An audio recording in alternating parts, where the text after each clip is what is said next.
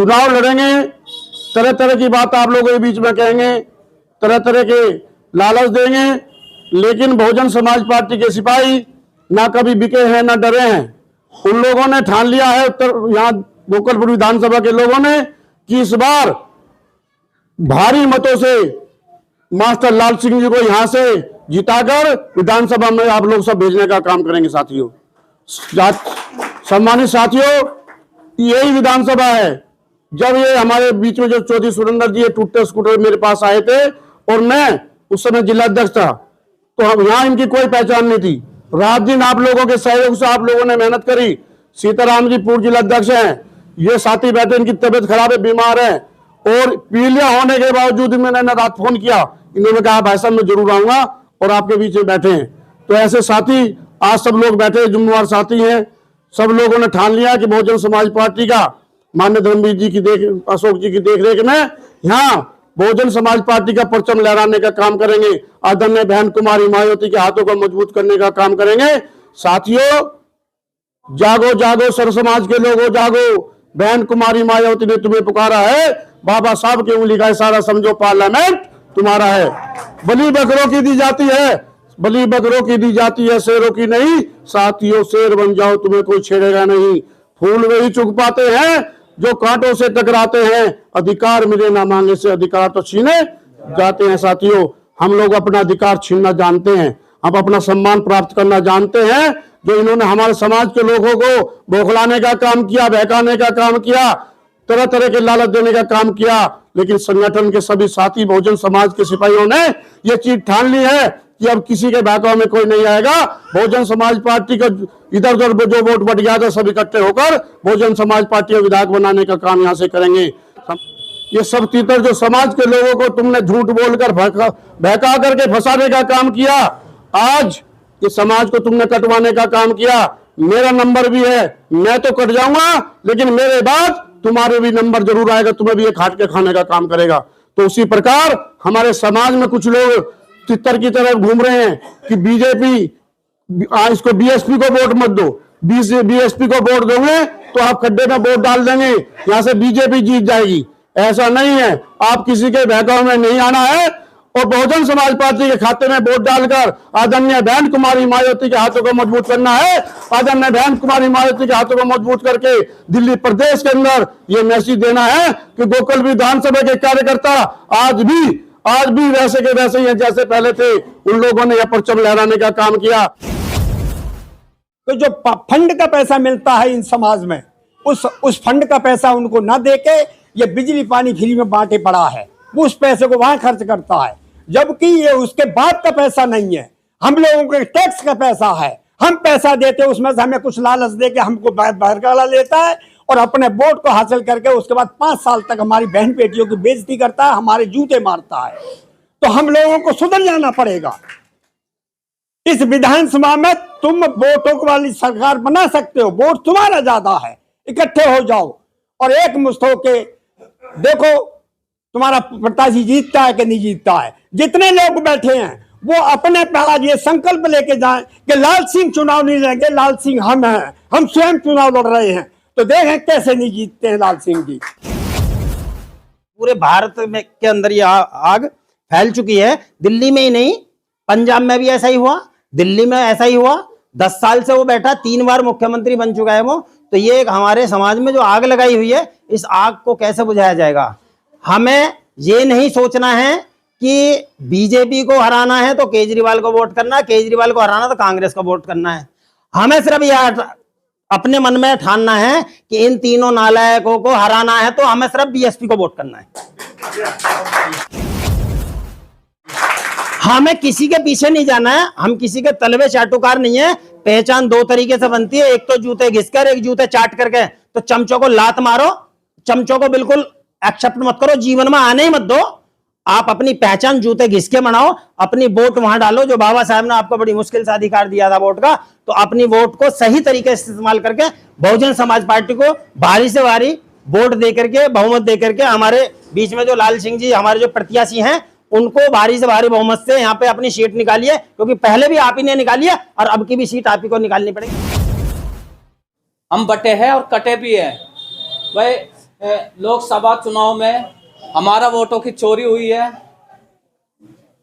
दोनों एनडीए और इंडी ने दोनों ने अपने गठबंधन में संविधान को मोहरा बना करके हम लोगों का जो वोटों की चोरी की है, हमें बांट करके चोरी की है, उसका नतीजा हम सबको देखने को भी मिल रहा है। तो साथियों, जो समय चला गया, अब उस समय को बार बार इसलिए दोहराया जाता है ताकि वो गलती दोबारा न की जा सके। ये समय हमारे पास एक सुनहरा अवसर है और इस अवसर में हम अपनी गलती को सुधार कर सकते हैं और इस सुधार के माध्यम से ही हम लाल सिंह जी को विजय बना सकते हैं। बस आप सबको ये एक कसम खानी है कि हमें अपना वोट और अपने पड़ोसी का और अपने रिश्तेदारों का सबका वोट बीएसपी को दिलवाना है। इसी कड़ी को तो भैया अपना मान सम्मान बढ़ाना है तो बीएसपी की तरफ आना है। मेरा साफ सा कहना है, हमने तो काशीराम के ज़माने में काम किया है और मरते दम तक चाहे कोई आए या ना आए, हमारा तो पूरा परिवार बसपा की तरफ है, बसपा की तरफ रहेगा। हमने कसम खाई है, आपको भी कहते हैं, आप भी कसम खाइए और बीएसपी को जिताइए। धन्यवाद। हमारे समाज सारा इधर उधर भटका हुआ है। सबसे पहले इनको एक करना है। जैसे कि आज सारे साथी जुड़े हुए हैं और कुछ लोग जैसे आजाद समाज पार्टी में भी भग रहे हैं और वो सिर्फ हमारी बहुजन समाज पार्टी को खत्म करने के लिए कीड़ा है। मेरी नजर में कीड़ा है, बाकी सबकी अपनी अपनी सोच है, कौन क्या चाहता है कौन क्या नहीं चाहता। लेकिन आप लोग सबको जागरूक करें और सभी के घर पे जाएं और वोट मांगने की अपील करें। और हमारे लाल सिंह जी हैं जो हमारे कैंडिडेट हैं, गोकलपुरी विधानसभा से भारी मतों से विजय बनाने का योगदान दें। हमारे क्षेत्र की जनता को प्रताड़ित किया, उनकी बिजली कटवा दी, परेशान किया गया, बहुत कुछ किया। कहने का मतलब ये कि यदि हमारे वर्तमान विधायक जिस समय ये डिमार्केशन किया जा रहा था या पीड़ित किया जा रहा था, यदि वो निकल के खड़े होते तो जनता इस क्षेत्र की उनके साथ उनसे पहले आगे खड़ी होती और ये दिन आज ना देखने पड़ते हमारी जनता को जो आज परेशान है। 93 में पहली विधानसभा का चुनाव दिल्ली में यहाँ हुआ, दिल्ली के अंदर फतेह सिंह बीजेपी से खड़े हुए थे। इस क्षेत्र की जनता 93 से और अब वर्तमान 2025 के चुनाव तक दिल्ली में वोट कर रहे हैं, लेकिन हमारे बच्चे उसी मकान में जो पैदा हुए उन बच्चों के वोट नहीं बनाए जा रहे। ये कहाँ का न्याय है? इसमें गांव गोकलपुर में मीटिंग करी, कोई आदमी उसके साथ नहीं गया।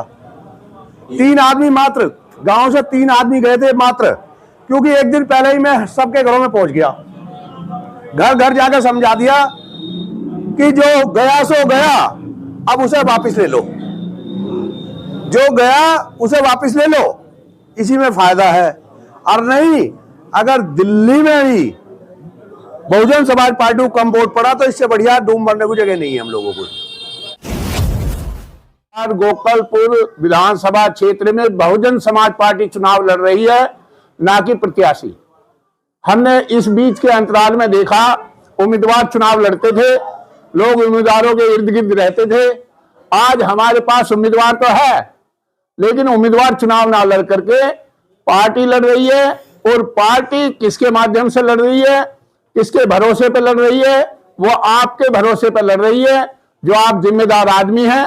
पहले भी आपने पार्टी संगठन के साथ जुड़ करके प्रत्याशियों को विजय बनाया है। और हमारे दिल्ली के प्रभारी धर्मवीर अशोक जी हर गली कोने में जा रहे हैं, लोग जुड़ रहे हैं, पुराना समय वापस लौट के आ रहा है। उम्मीद पर दुनिया कायम है, हमारी जीत अवश्य होगी। और फिर जो खोई हुई हमारी बात है वो दोबारा बनेगी और बहुजन समाज पार्टी के प्रत्याशी को 5 फरवरी को आप अपना कीमती वोट देंगे और से भी बोलेंगे, तभी आपका मान सम्मान कायम होगा और हमारे दिल्ली का, गोकलपुर का संदेश पूरे भारत में जाएगा। बहुत से लोग, हमारे बहुत से मतदाता, हमारे बहुत से साथी ये सोचते हैं कि बहुजन समाज पार्टी का वजूद खत्म होता जा रहा है। ये सोचना मेरी नजरों में उनके लिए भूल है। आप ये मत सोचिए कि बहुजन समाज पार्टी का अस्तित्व खत्म हो रहा है। खत्म नहीं हो रहा है, जो होना था हो चुका। अब फिर से हमारी नई शुरुआत हो रही है। इस इलेक्शन में हम लोग फिर से आगे बढ़ रहे हैं, एकजुटता से आगे बढ़ रहे हैं। कई लोग कहते हैं कि वोट खराब होगा। कैसे होगा? हम किससे पीछे हैं? आपके सामने 4 पार्टियां हैं, कांग्रेस, आम आदमी और बीजेपी, और चौथी हमारी। आप हिसाब लगा लीजिए, बीजेपी 2 बार विधायक और 1 काउंसिलर, कांग्रेस 2 विधायक और 1 काउंसिलर, आम आदमी पार्टी 2 विधायक 1 काउंसिलर, और हम जो आप लोग बैठे हैं 1 विधायक 2 काउंसिलर आप लोगों के साथ। जरूरत है हमें एकजुटता की, जरूरत हमें साथ आने की। आप मन बनाइए, हमें किसी पार्टी से मतलब नहीं है, हमें अपनी पार्टी को देखना है, उसका जनाधार बढ़ाना है। हमारा जनाधार बढ़ेगा तो हम सब एकजुट होंगे, बहन जी के हाथ मजबूत होंगे, और हम सब उन दूसरी पार्टियों के लिए एक मिसाल बनेंगे। 10 पैसे यानी रुपए का जो हिस्सा होता है 10 पैसे, जो छोटे समाज हैं, जो छोटी जातियों, मतलब ऐसे लोग हैं जिनकी संख्या कम है, उनके मंत्री केवल बहुजन समाज पार्टी ने बनाए, बैकवर्ड क्लास के लोग। तो बहुजन समाज पार्टी इस देश की नेशनल पार्टी है और उसका वोट बैंक कम नहीं है, उसको हराया जाता है। जब कोई बात आती है कि बहुजन समाज पार्टी का कैंडिडेट यहां पर फाइट कर रहा है, तो सारे लोग वो एक हो जाते हैं और उसको हराने का काम करते हैं। पूरे देश में लगभग हमें 2 करोड़ के आसपास वोट मिला है। तो कौन कौन कहता है कि बहुजन समाज पार्टी गड्ढे की तरफ जा रही है? ये दिल्ली के लोग कहते हैं। उत्तर प्रदेश में देखो कितना वोट मिला है, उत्तराखंड में आपके 2-2 विधायक हैं, तैसी को जिताना है। साथियों, आज तुम बहुत सक्षम हैं, 4-4 बार बहन जी को मुख्यमंत्री बना दिया। ये पार्टी बहुजन समाज पार्टी उस समय जब यहां पर एक क्षेत्र कांग्रेस का शासन होता था, वहां से निकाल करके पूर्ण बहुमत की सरकार उत्तर प्रदेश के अंदर बनी और हमारे 31 MP तक भी पहुंचे, बने। कब बने? ये हमारे और आपके बनाए हुए हैं। तब हम बैठते नहीं थे। आज हम कानों के कच्चे हो गए हैं और दिमाग के छोटे हो गए हैं। वो हमें अपना कान मजबूत करने हैं और दिमाग बड़ा करना है, जिसे पहले हमारे लोग साथियों का था। हम खराब जिंदगी से अच्छी जिंदगी में लाने के लिए काम करने वाले विश्व प्रसिद्ध बोधिसत्व बाबा साहेब डॉक्टर भीमराव अंबेडकर, मान्यवर कांसीराम जी और इनसे पूर्व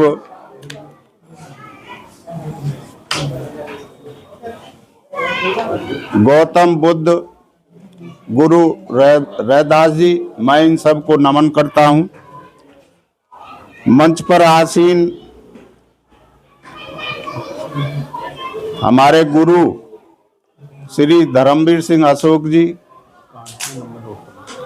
दिल्ली प्रदेश के महासचिव श्री सतीश चौधरी जी और अन्य सभी मंच पर आसीन और मेरे सामने समर्पित कार्यकर्ता बीएसपी के, आप सबको जय भीम।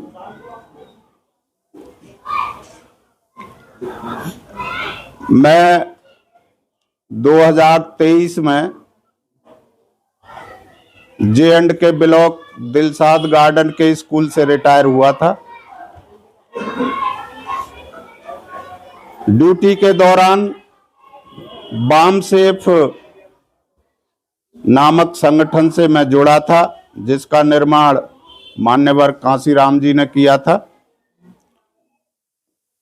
उसमें सीखता रहा और मुझे क्या पता था कि आज ये काम भी मेरे साथ हो जाएगा, जैसा आपको दिख रहा हूं प्रत्याशी के रूप में।